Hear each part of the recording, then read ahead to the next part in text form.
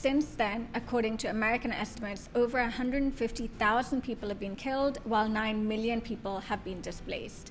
Meanwhile, aid agencies are warning that a famine looms over Sudan, which could be worse than the Great Ethiopian Famine of the 1980s. The UAE and Saudi Arabia have used both the RSF and the SAF as mercenary groups to fight against the Houthis in Yemen, and they also fought against Haftar in Libya.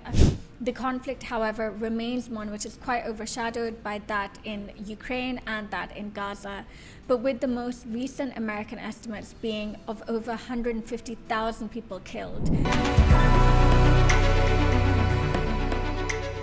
On 15th April 2023, a civil war erupted in Sudan. Since then, according to American estimates, over 150,000 people have been killed, while 9 million people have been displaced. Meanwhile, aid agencies are warning that a famine looms over Sudan, which could be worse than the Great Ethiopian Famine of the 1980s. So, what is happening in Sudan and how did we get here? Well, the civil war is between two military and paramilitary groups, the Sudan Armed Forces led by Burhan and the Rapid Support Forces led by Hemeti.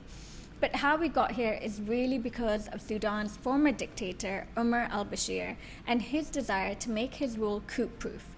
Now, Sudan has had a long history of coups before Bashir managed to maintain his rule for a long 20-year stretch. And Bashir wanted to coup-proof his rule, especially because that's how he got into power in the first place, through a coup. And he did this proofing by privatizing the military, by making competing military units, which would all be close to him and would keep a check on each other. This approach built up the SAF and the RSF, which were each supposed to ensure that neither of the other could launch a coup. This did not work, of course. They both launched a coup to oust Bashir in 2019, and then they launched another coup in 2021 to oust the fragile transitional government that had been put in place after Bashir's expulsion. Burhan and Hemeti were placed jointly in charge and promised that civilian government would return to Sudan and that free elections would eventually be held. That, of course, did not happen, as each of them wants to rule Sudan himself. The conflict is further complicated by the involvement of international actors. So Egypt is backing Burhan and the SAF, as President Sisi wants someone like him to be in power in Sudan. Meanwhile, the UAE and Saudi Arabia have used both the RSF and the SAF as mercenary groups to fight against the Houthis in Yemen, and they also fought against Haftar in Libya. The Gulf is heavily invested in the gold mines which are found in Darfur, which is where Hemeti is from, as most of it goes straight to the Emirates. And as Hemeti is largely in control of these gold mines in Darfur, the UAE is leaning towards supporting the RSF. Saudi Arabia, meanwhile, is attempting to be a peacemaker in this conflict, as it is worried about the civil war spilling over and that it could hurt Saudi's ambitions for Neom, its futuristic smart city, and other tourist areas along its Red Sea coastline.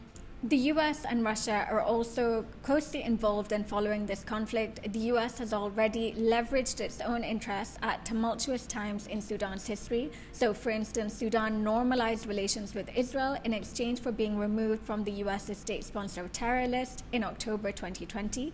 Also, Sudan liberalized its economy and invited in conventional austerity measures by the International Monetary Fund and the World Bank into its economy. Both of these policies were immensely unpopular with the Sudanese people. Meanwhile, Russia is supporting the RSF through its mercenary Wagner group, which is supplying it with missiles.